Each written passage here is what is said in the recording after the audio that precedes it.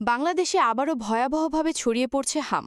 18 April 2026 পর্যন্ত পাওয়া তথ্য অনুযায়ী দেশে 21,000-এরও বেশি শিশু হাম আক্রান্ত হয়েছে এবং 211 জন শিশুর মৃত্যুর খবর পাওয়া গেছে। এই পরিস্থিতি প্রমাণ করে হাম কোনো সাধারণ রোগ নয়। হাম বা মিজলস হল একটি অত্যন্ত সংক্রামক ভাইরাসজনিত রোগ।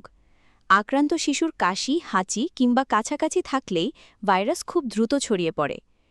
একজন আক্রান্ত শিশু থেকে আরও 15 থেকে 18 জন পর্যন্ত আক্রান্ত হতে পারে, তাই এটি খুব দ্রুত পুরো এলাকায় ছড়িয়ে পড়তে পারে। প্রথমে সাধারণ সর্দি জ্বরের মতো মনে হলেও ধীরে ধীরে দেখা দেয় উচ্চ জ্বর, শুকনো কাশি, নাক দিয়ে পানি পড়া, চোখ লাল হওয়া, চোখ দিয়ে পানি পড়া, মুখের ভেতরে ছোট সাদা দাগ এবং পরে মুখ ও কানের পেছন থেকে সারা শরীরে লালচে ফুসকুড়ি ছড়িয়ে পড়ে। এই সময় শিশুর জ্বর আরও বেড়ে যেতে পারে এবং সে খুব দুর্বল হয়ে পড়ে। বাংলাদেশে এখন হাম বাড়ার প্রধান কারণ হল সময়মতো এমআর টিকা না নেওয়া, অপুষ্টি ও ভিটামিন এ এর অভাব এবং টিকাদানে ঘাটতি ও আক্রান্ত শিশুর সংস্পর্শে থাকা এবং ঘনবসতিপূর্ণ পরিবেশ। বিশেষ করে যেসব শিশু 2 ডোজ এমআর টিকা নেয়নি তাদের ঝুঁকি সবচেয়ে বেশি। অনেকেই ভাবেন হাম সাধারণ রোগ, কিন্তু হাম ভয়ঙ্কর জটিলতা তৈরি করতে পারে। নিউমোনিয়া হতে পারে, মারাত্মক ডায়রিয়া হতে পারে, কান পাকা হতে পারে, অপুষ্টি দেখা দিতে পারে, চোখের সমস্যা এমনকি অন্ধত্ব পর্যন্ত হতে পারে, মস্তিষ্কে প্রদাহ হতে পারে, এমনকি মৃত্যুও হতে পারে। বিশেষ করে ছোট শিশু, অপুষ্ট শিশু এবং যাদের রোগ প্রতিরোধ ক্ষমতা কম, তারা সবচেয়ে বেশি ঝুঁকিতে থাকে।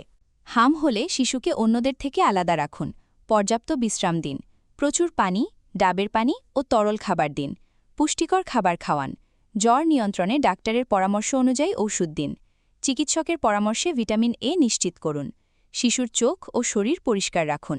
কিন্তু কিছু জরুরি লক্ষণ দেখা দিলে দেরি করা যাবে না। যদি শিশুর শ্বাস নিতে কষ্ট হয়, খেতে বা পান করতে না পারে, খিঁচুনি হয়, অতিরিক্ত দুর্বল হয়ে পড়ে অথবা 3 থেকে 4 দিনের বেশি জ্বর থাকে, তাহলে দ্রুত হাসপাতালে নিয়ে যান। সবচেয়ে গুরুত্বপূর্ণ বিষয় হল সময়মতো এমআর টিকা দেওয়া। প্রথম ডোজ 9 মাস বয়সে ও দ্বিতীয় ডোজ 15 মাস বয়সে দেওয়া হয়। 2 ডোজ টিকা শিশুকে প্রায় 97% সুরক্ষা দেয়। তাই যদি আপনার শিশুর কোনো টিকা বাকি থাকে তাহলে দ্রুত নিকটস্থ টিকা কেন্দ্রে যোগাযোগ করুন।